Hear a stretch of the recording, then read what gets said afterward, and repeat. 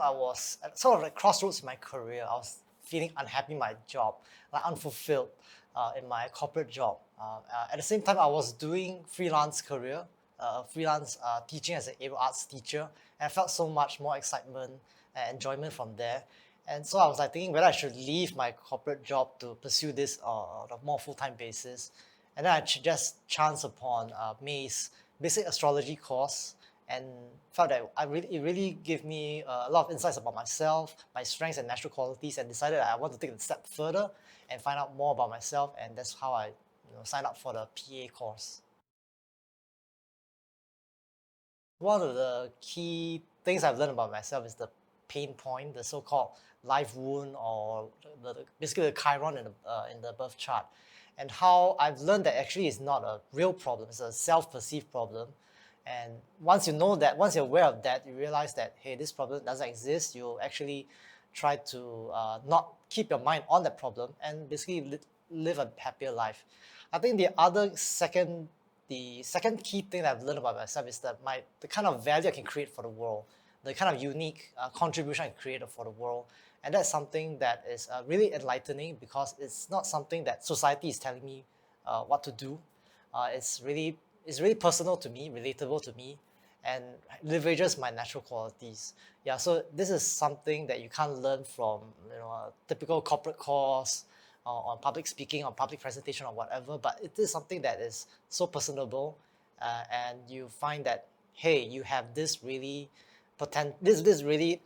awesome potential to create a difference to this world in your own unique way. Before the PA course, I had this mentality that I have to know everything, I have to read about everything. And it's actually giving me a lot of stress because I would, like consume myself with news articles, read up from across the internet, and basically that sucks up my time. But at the same time, it doesn't inform me. I'm just, knowing that okay, the Atlantic said this, the Chinese newspapers said that, but I'm not an expert. So gradually, I learned to focus on what I need to know to make informed decisions. And I felt that all this time that's been liberated from reading across different sources, I now put it to more productive use in my aerial arts teaching or when it comes to content creating for my classes, as well as engaging with my students. Yeah, so this is something. It's like a baggage that I've accumulated over all these years, and I'm just letting it go. I basically left my job. I think that's the most major change happening this year.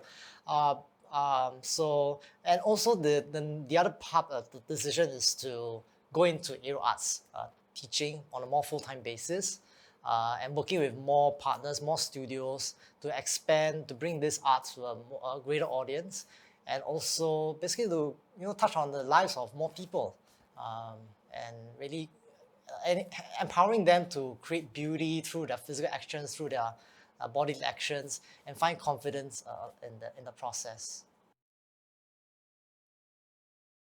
Prior to coming to May, I was thinking that astrology is such a rocket science, right? And I thought that you need to have gone through years and years of training before you can even use and apply astrology. But what I like about Maze and the delivery of the course is that it's very structured, and it introduces the key elements from the planets, the signs, and then and also how to really use the knowledge to really build rich readings for people and for yourself, especially.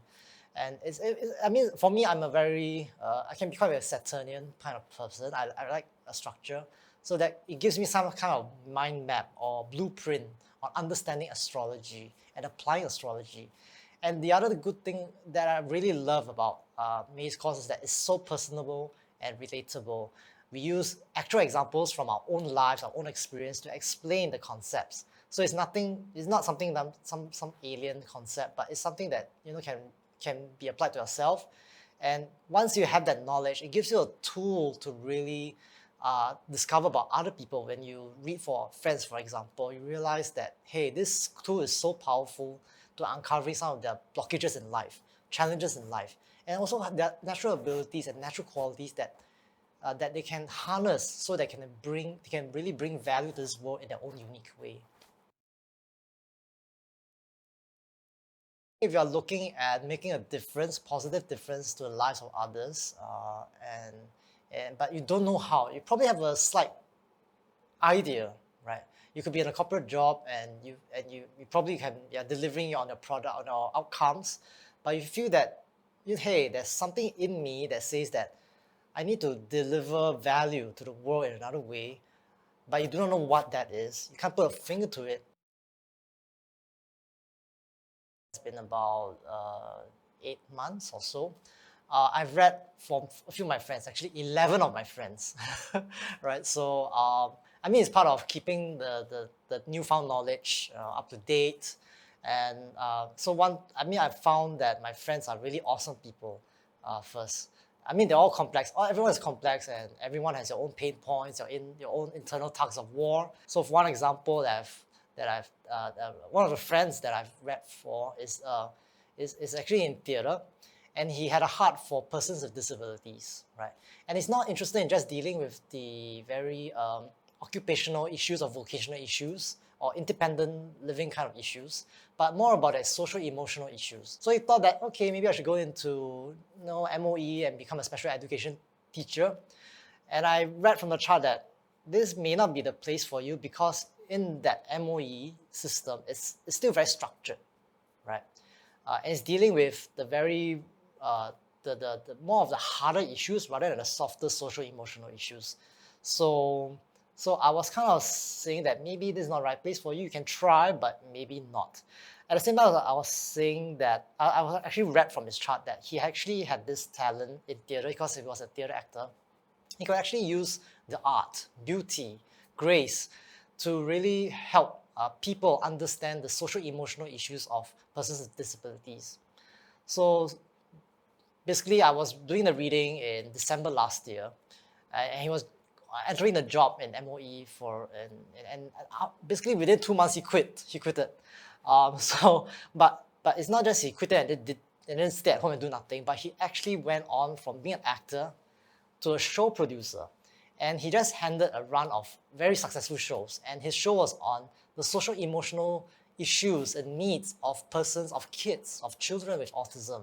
And he uses the arts where there's color, there's sound, there's acting, there's a bit of effects that really help deliver messages towards the audience and touch the lives of the audiences.